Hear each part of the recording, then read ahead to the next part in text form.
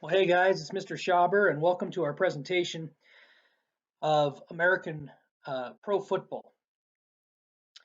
We all know the NFL, the National Football League, and of course that's been in operation for many decades. But and that's the main pro football league that exists today in the United States. But throughout the course of pro football history, there have been some other leagues as well. One of them, the AFL, the American Football League, which operated from 1960 to 69, was a competing professional football league with the NFL. Eventually, in 1970, the NFL and the AFL merged, and uh, of course, it's that way to this day. A lot of those franchises from the AFL came over and became part of the NFL. The USFL, the United States Football League, was only in operation for 3 seasons. So, like I say, very short lived here.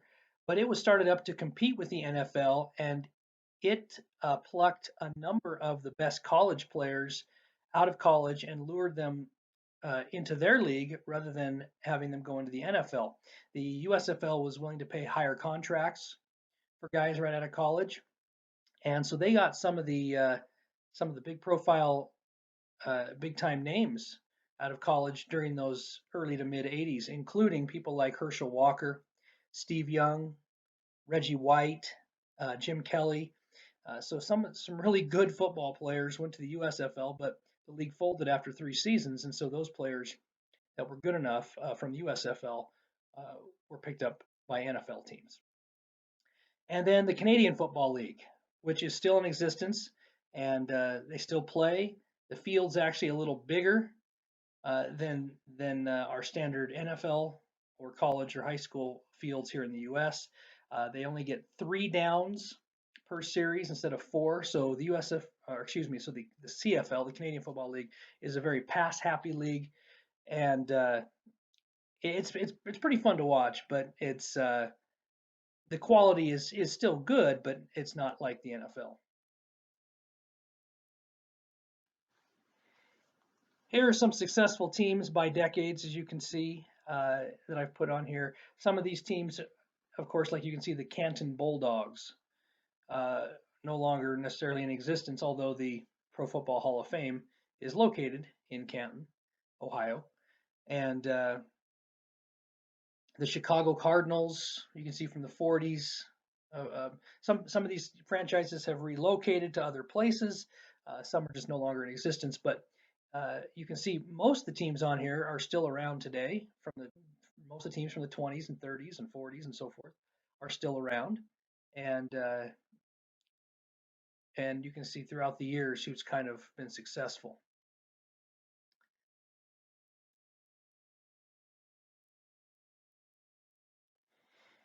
All right, well, let's look at quarterbacks in this first presentation. And let me just start out by saying, not only for quarterbacks, but for all of the presentations we'll do for pro football, for running backs, receivers and tight ends, defensive players, coaches, there may be some of your favorites that I've left off the list.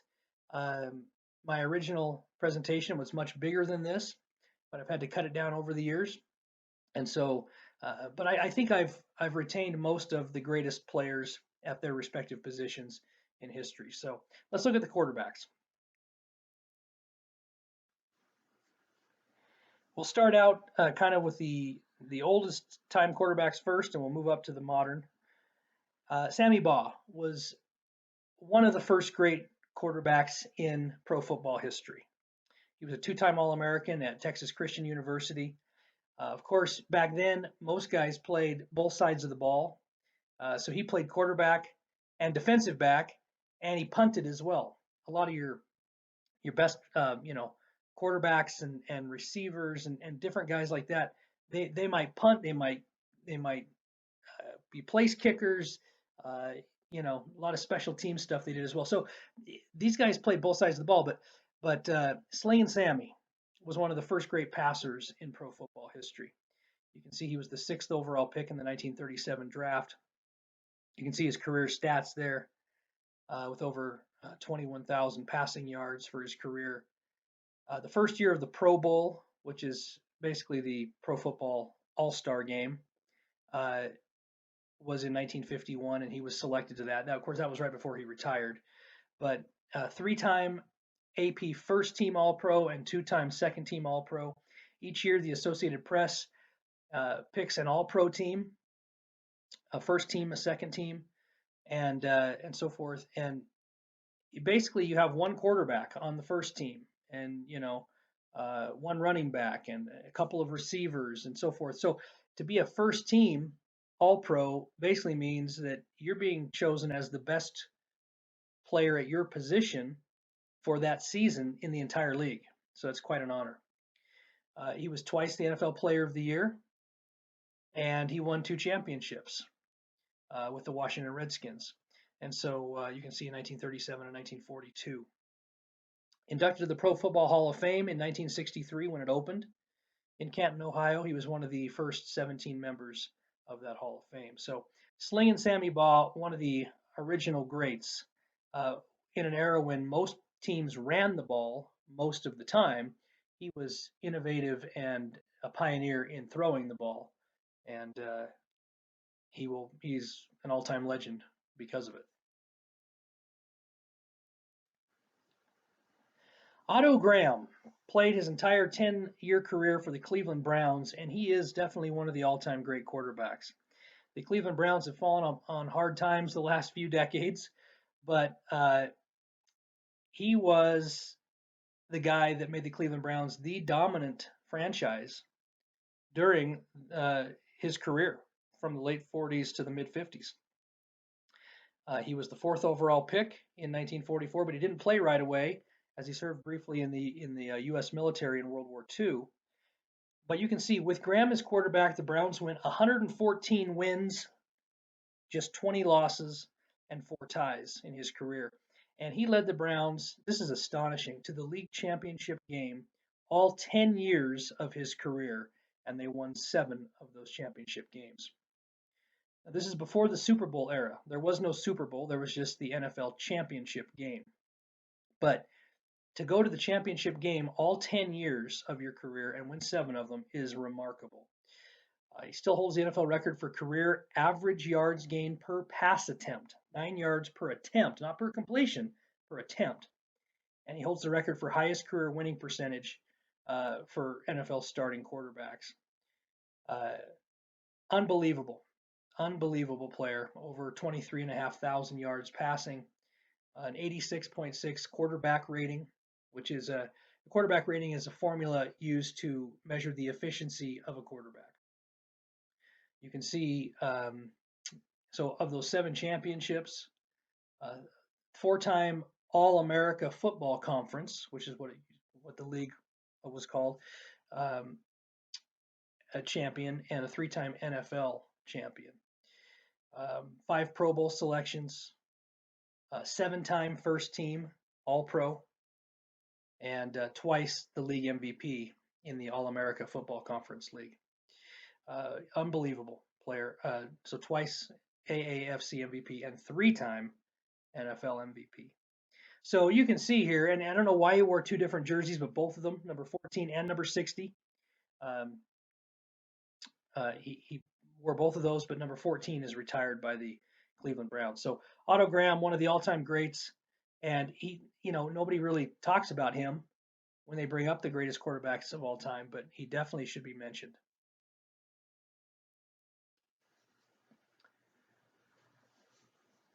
The Golden Arm, Johnny Unitas, played most of his career for the Baltimore Colts, played for the San Diego Chargers right at the end. Out of Louisville, he was not seen as a big-time prospect. That's why you can see he was drafted in the 9th round, number 102, as far as the player chosen, pick number 102. He was drafted by the Steelers, and he was released by the Steelers before the season started. They didn't think he could play. And little did they know, not only could he play, he became one of the greatest quarterbacks of all time. He was just an ultimate winner. He had that will to win, and he was a competitor. And his ball was accurate. It was on time. He put it into tight windows. He was unbelievable. You can see 10 Pro Bowls, 5-time first team All Pro quarterback, 2-time second team All Pro quarterback, 4-time NFL MVP, and 3 NFL championships in 1958, 1959. And then in 1968, by this time, the Super Bowl era had begun, but the AFL was still separate from the NFL, and it would be until 1970. And so, because of that, the winner of the NFL would play the winner of the AFL for the Super Bowl. And that happened for the first few Super Bowls. And so in 1968, the Colts won the NFL title, but they lost the Super Bowl to the AFL New York Jets. But then he won the Super Bowl, Super Bowl V, in 1970 with the Baltimore Colts. So 3 NFL titles and then a Super Bowl title, so 4 championships overall. You can see over 40,000 passing yards. His jersey number 19 is retired by the Colts organization. Known for that crew cut and his good looks and his golden arm, Johnny Unitas goes down as one of the greatest quarterbacks in history.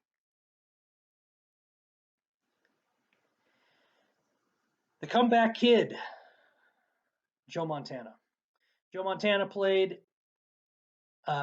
mostly for the 49ers, played for the Kansas City Chiefs right at the end of his career.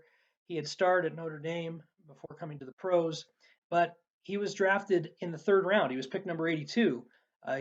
He was a good player at Notre Dame. He was a star, but some people thought he was too small. Maybe his arm wasn't strong enough, and all he did was win.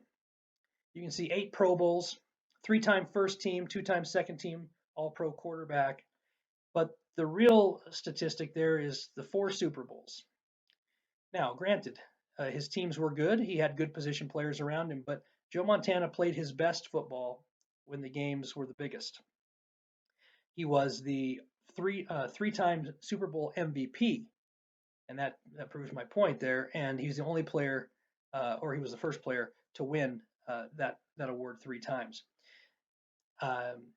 He was twice the NFL MVP, and you can see his other awards here. But you can see, I told you, in the Super Bowls and in the big games is when he played his best. He threw 11 touchdowns and no interceptions in his 4 Super Bowls. His career statistics, over 40,000 passing yards. He is almost a 2-to-1 touchdown to interception ratio, which is phenomenal.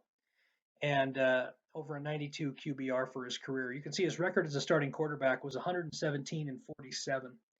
He led the NFC, the National Football Conference, in passer rating 5 times, and led the NFL in passer rating twice.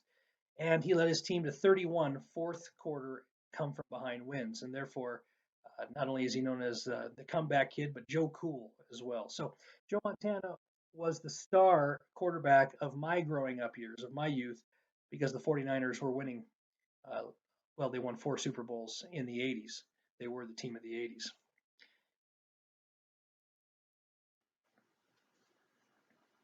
Here are some pictures of Joe Montana. All of them there with the 49ers, except for the bottom right with the Chiefs there. And he went to the Chiefs right at the end of his career, and people thought he was kind of done. And he led them to a playoff appearance and a run into the playoffs. And so, but when the 49ers decided to let him go, it's because Steve Young, who'd been waiting in the wings for a number of years, backing up Joe Montana. Steve Young, they thought, was ready to take over, and he proved that he was. But there you see Joe Montana in the bottom center picture with his 4 Super Bowl rings.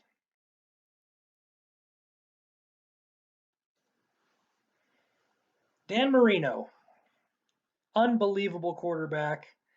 He had been a star at the University of Pittsburgh. He was the 27th overall pick in the 1983 draft. ESPN did a 30 for 30 on that 1983 draft, which was just loaded with quarterback talent. And everyone was shocked that Dan Marino fell to the 27th pick. Looking back on it now, of course, if people had to redo it, they would probably put him number 1 or 2, or he'd be right up there in the first 2 or 3 picks, no doubt about it. He is one of the all-time great arms in NFL history. He was accurate. He was unbelievable. He was not a very mobile quarterback, couldn't run, but he would stand in that pocket, and the pass happy Miami Dolphins just threw the ball around the field when he was, especially early in his career, when still most of the NFL was running the ball probably the majority of the time. Dan Marino just threw it everywhere, all over the field, and there wasn't a throw he couldn't make. You can see his 9 Pro Bowls, 3-time first team All Pro, and 3-time second team All Pro quarterback. He was the Rookie of the Year in 1983, and in his second, I believe it must have been his second season, he went to the Super Bowl. He led the Dolphins to the Super Bowl against Joe Montana's 49ers, and the 49ers beat him, but Dan Marino was worth the price of admission. He was the MVP that year in 1984, the Offensive Player of the Year as well for the NFL, and you can see he was the first quarterback to throw for 5,000 yards in one season, which he did in 1984. First quarterback to throw for 40 TDs in one season, which he did in 84 and 86. His career stats, almost 5,000 completions, over 61,000 passing yards, 420 touchdowns, 13 seasons with 3,000 plus passing yards, 6 seasons with 4,000 plus passing yards, and 1 season with 5,000 plus passing yards. He just was remarkable. Nobody was throwing the ball that much, or no one was throwing the ball as prolific as Marino was when he was playing. And so, of course, today a lot of guys throw for 4,000 yards in a season and stuff because the NFL is so much pass oriented now. But it didn't used to be that way, and Marino was ahead of the curve. His NFL records, you can see that he still holds. To me, the most amazing ones are, the fewest games to reach 100 touchdown passes. Only 44 games to reach 100 touchdown passes in his career. I mean, this is right out of the gates, right out of college, right? And then in 89 games, 200 touchdown passes. So I mean, that's just crazy, right? He's just throwing the ball everywhere, and the Dolphins were definitely fun to watch because of this in the mid to late 80s, no doubt about it. And here are some pictures of Dan Marino. There he is at the bottom center with his bust and his gold jacket. When you're inducted to the Pro Football Hall of Fame, they carve a bust of you to put into the Hall of Fame, and you get this golden yellow jacket. That's your Hall of Fame jacket.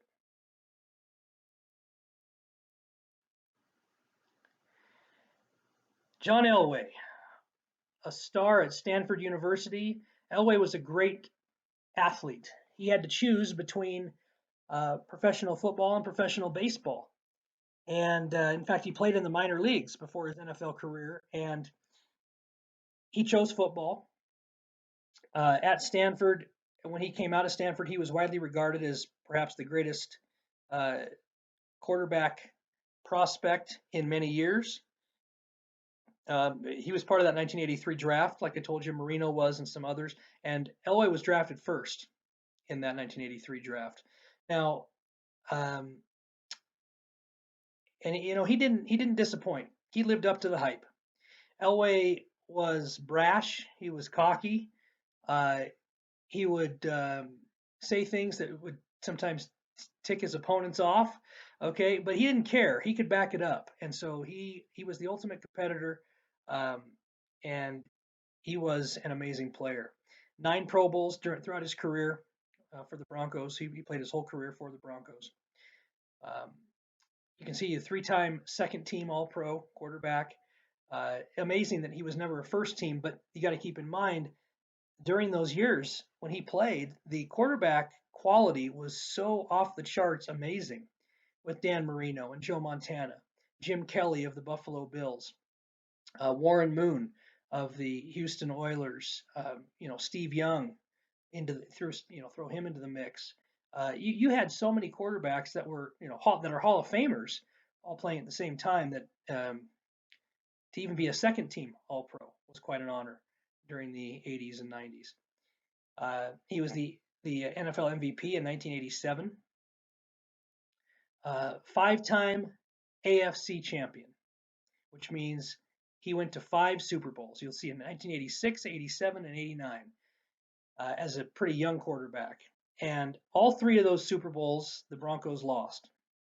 And so Elway got him there, and they couldn't win those first 3. And some people thought, well, he can't win the big one, he just can't get it done. And a totally unfair assessment because he was a great quarterback.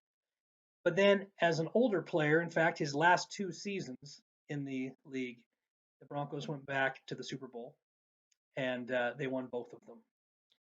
And so that was a fitting end to his career, especially because his last game was Super Bowl 33, and they won, and he was the MVP. So what a way to go out, right? You can see over 51,000 passing yards, 300 touchdowns on the nose. He also could run, and he, like I said, he was a great athlete. Of course, by the end of his career, he was pretty banged up and things, so he didn't run near as much then. But in his younger years, he could take off out of the pocket and run and gain some yards for you. Over 3,400 rushing yards in his career. That's pretty amazing. And the Broncos have retired his number 7 jersey. After he got done playing, he has worked in the Broncos front office, and he was just a remarkable player. Was known for throwing the ball, just a million miles an hour. He'd break receivers' fingers throwing the ball. They'd be 7 or 8 yards away or 10 yards away, and he'd just fire a fastball at them, and he just expected guys to make plays, and he made plays. So that's John Elway. Steve Young, one of the great athletes also to play the quarterback position. Steve Young started at BYU in the early 80s, and then out of college, he went to the USFL for a couple of seasons. And he signed this big rookie contract with the Los Angeles Express of the USFL. But after just a couple of seasons, the USFL folded. And so he went to the NFL. And he went to the Tampa Bay Buccaneers. And for a short time, you can see there just part of a season, basically a season.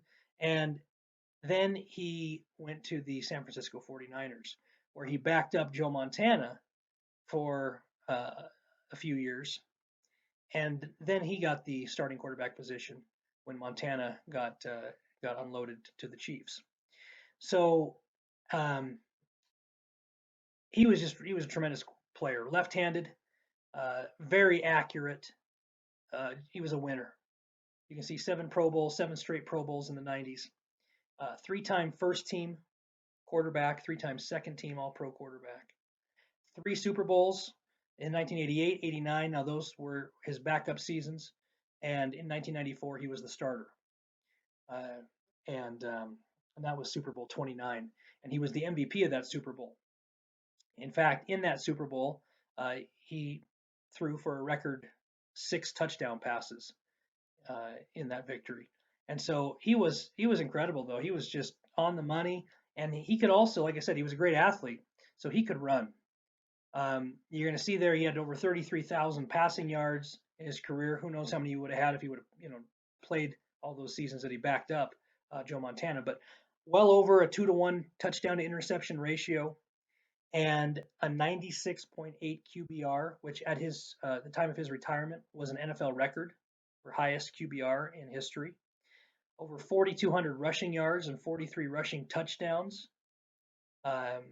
You can see twice the NFL MVP in 1992 and 1994. So during his years where he was really the starter of the 49ers, he was, one of the great players in the NFL. And his number 8 jersey is retired. He's in the Hall of Fame, of course, and now he's into broadcasting. So I had a chance to meet Steve Young one time, ran into him downtown Salt Lake one time. This was 1996. Of course, he's kind of right in the meat of his career there, and as far as his stardom went, and talked to him for just a minute. What a nice guy. But yeah, what a tremendous player.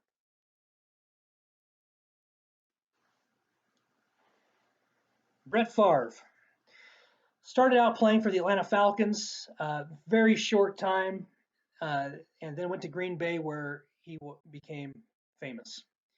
Played mostly for the Packers for his career, but went to the Jets and the Vikings right at the end of his career, and was actually very good there in both places as well. Um, was a product of Southern Mississippi, um, and you can see he was the second round pick, number 33 overall, right at the beginning of the second round. And he's the ultimate gunslinger. That's his nickname, the gunslinger, because Brett Favre would make throws that a lot of quarterbacks would not make. He had a cannon for an arm, and he would try to fit the ball into real tight spaces, and sometimes it worked, and sometimes it didn't. Uh, you'll see he has when he retired, he had the NFL record for most um, touchdowns and interceptions, and still has the record for most interceptions because he would, sometimes make ill-advised passes trying to make a play. But he also won a lot of games for his teams by making passes that other people wouldn't dare make, and it worked out for him. You can see 11 Pro Bowls in his career, 3-time first team All Pro quarterback, and 3-time second team All Pro quarterback for the league. So 6 All Pro selections. And he was a 3-time league MVP. In fact, from 1995 to 1997, 3 years in a row, he was the only player to win the award 3 consecutive years. Um, so quite remarkable. He was 5-time NFC Player of the Year, and 4 times he led the league in passing touchdowns. Uh, he led the Packers to 8 division championships in the NFC North, and he led the Packers to 5 NFC championship games. They won 2 of them back-to-back years, 96 and 97. Therefore, they played in 2 Super Bowls, and they won Super Bowl 31, the 1996 season. Uh, he was he was just fun to watch because he threw the ball wherever, whenever, and however he could. Sidearm, underhanded, you name it. He flipped the ball all over the field. You can see his records. He still holds. I mean, when he when he retired, he owned or shared over 200 records. Passing yards, touchdowns, interceptions, you name it. But uh, those have been broken, except for the interceptions.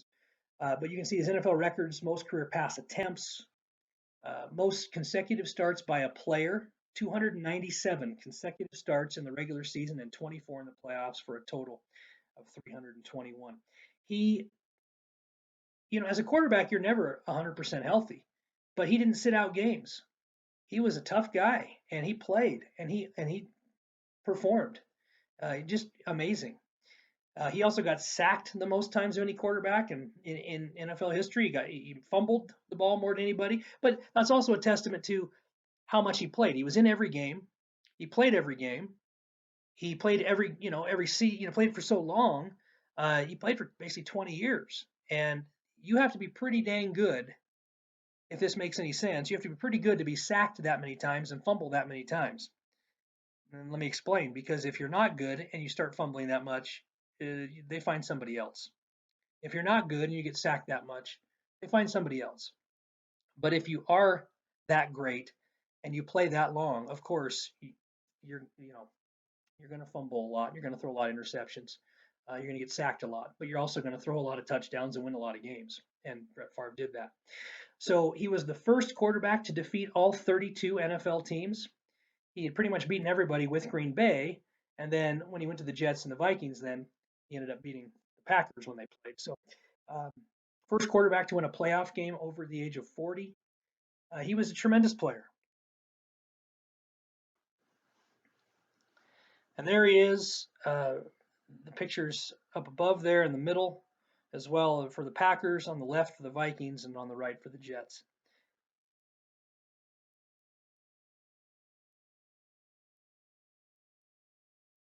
Peyton Manning,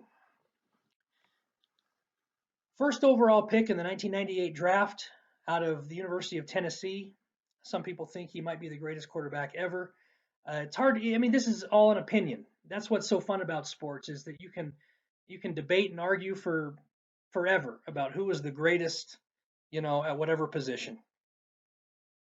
Peyton Manning was an absolute star at Tennessee. He played all 4 years when freshman quarterbacks usually didn't play in college back then.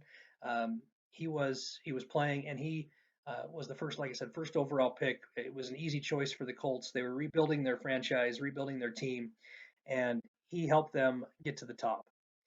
Nicknamed the Sheriff because he would come up to the line and he would look over the defense and he knew he would call the play, but he would see what the defense was doing and then he would adjust the play if need be. And he would, he had the ultimate control of everything on the field. He was unbelievable. Now, not mobile as a quarterback, couldn't run much, but could get a few yards if he needed when a play broke down. But he relied on his pocket presence and his passing ability, uh, his accuracy from the pocket to win games, and he was unbelievable. He won 4 AFC championships, two with the Colts and two with the Broncos toward the end of his career. He won 2 Super Bowls, one with the Colts and one with the Broncos. And he was the MVP of that Super Bowl in the 2006 season with the Colts. He was 5-time NFL MVP, which is an NFL record for most MVPs in a career. And of course, he still holds the Colts all-time uh, lead in basically every category that a quarterback can. And he was and still is the only quarterback to start a Super Bowl for 2 different franchises more than once each. Like I said, twice for the Colts and twice for the Broncos.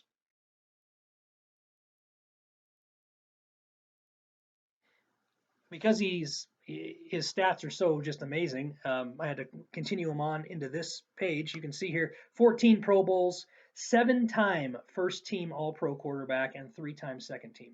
So 10 All Pro selections, 8-time AFC Offensive Player of the Year, 4-time passing touchdown leader for the whole NFL, 3-time NFL passing yards leader. You can see his career stats: over 6,000 completions, 71,940 passing yards. He broke Brett Favre's all-time passing yards record. 539 passing touchdowns, 251 interceptions, so well over a 2-to-1 touchdown to interception ratio, 96.5 passer rating, 186 regular season wins. He still has the NFL record for most passing touchdowns in one season, which he did with the Broncos. 55 TDs in 1 year. That's a 16-game season. So you can do the average as far as touchdowns per game, and most passing yards in a season that same year with the Broncos, 5,477. I mean, it's just amazing the stats that guy would put up. So he was fun to watch, no doubt about it.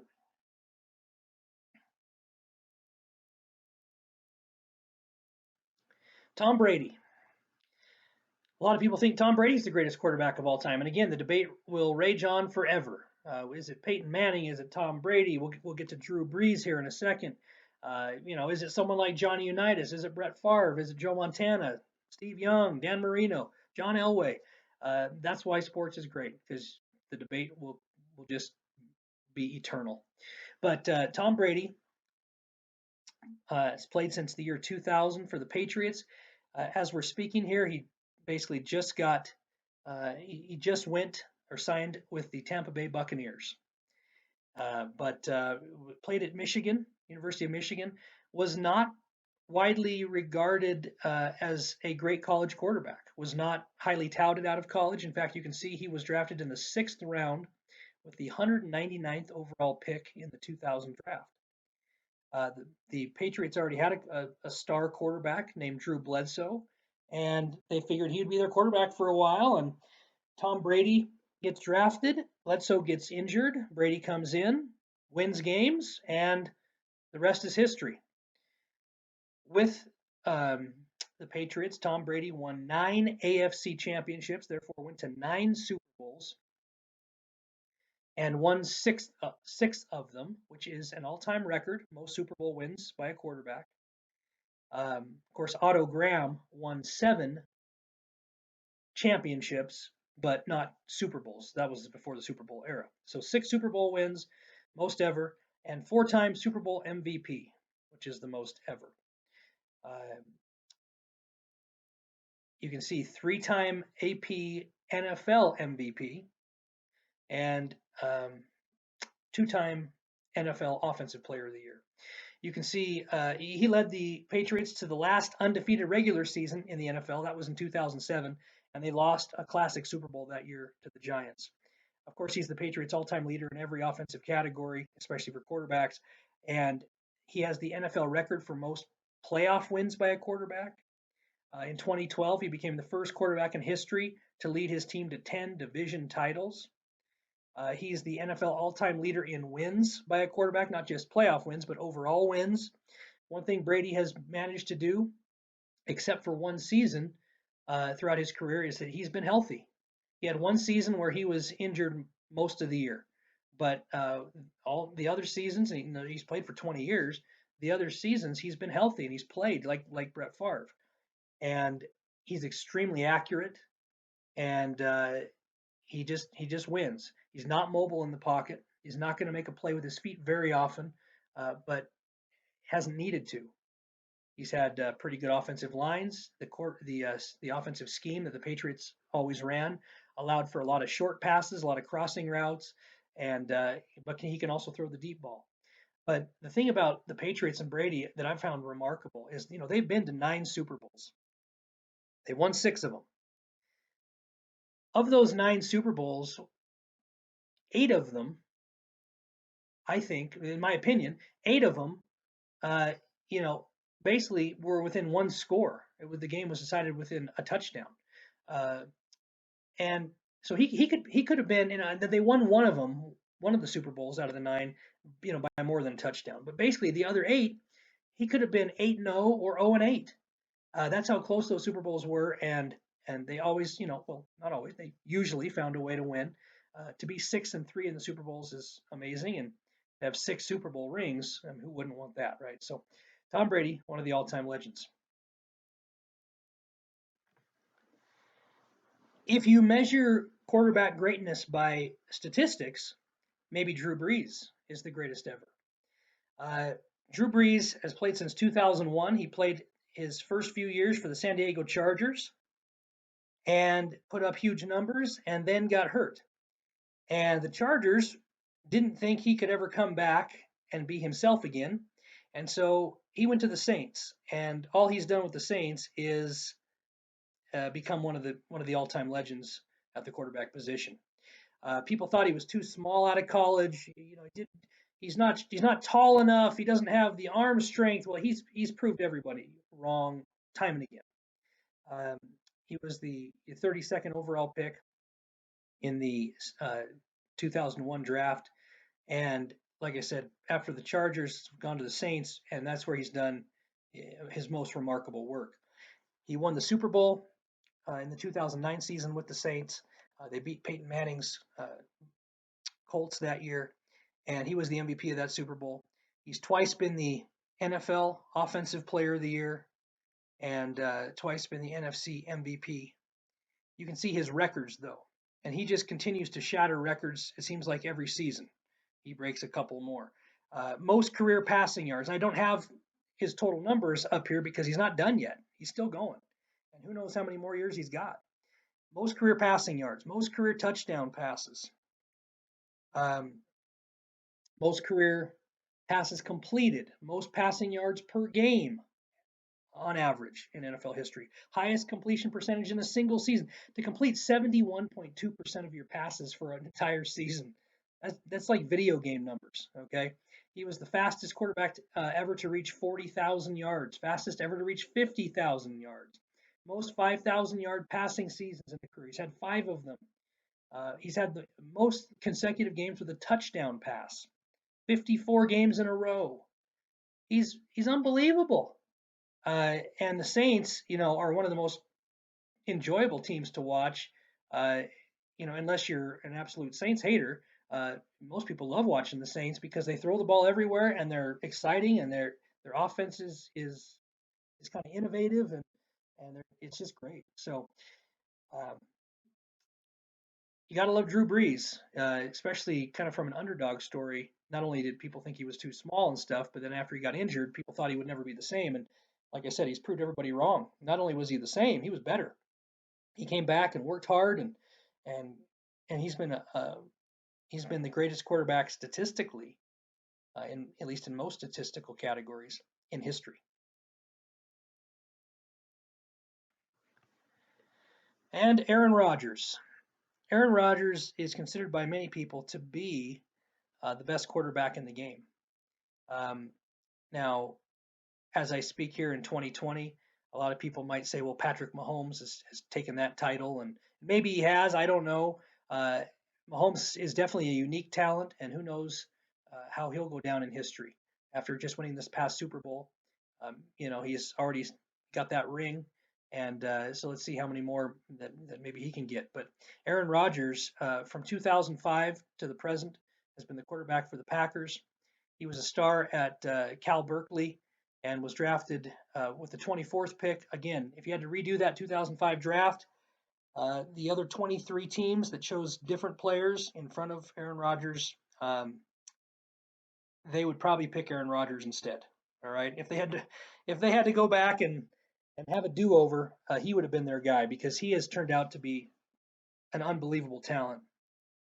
Great pocket presence, very smart, can make all the throws, and he has helped the Packers win a Super Bowl in the 2010 season. He was the MVP of that Super Bowl. He's been twice the league MVP, 6 Pro Bowls, and of course I don't have his all-time stats on here because again he's still going, but he is currently the NFL all-time leader in quarterback rating, and so and again that measures how efficient a quarterback is with touchdowns and interceptions and completion percentage and all kinds of things. But uh, he is a great player. He will go down as one of the all-time greats. Of course, all these guys I have on here are either in the Hall of Fame or will be in the Hall of Fame, and deservedly so.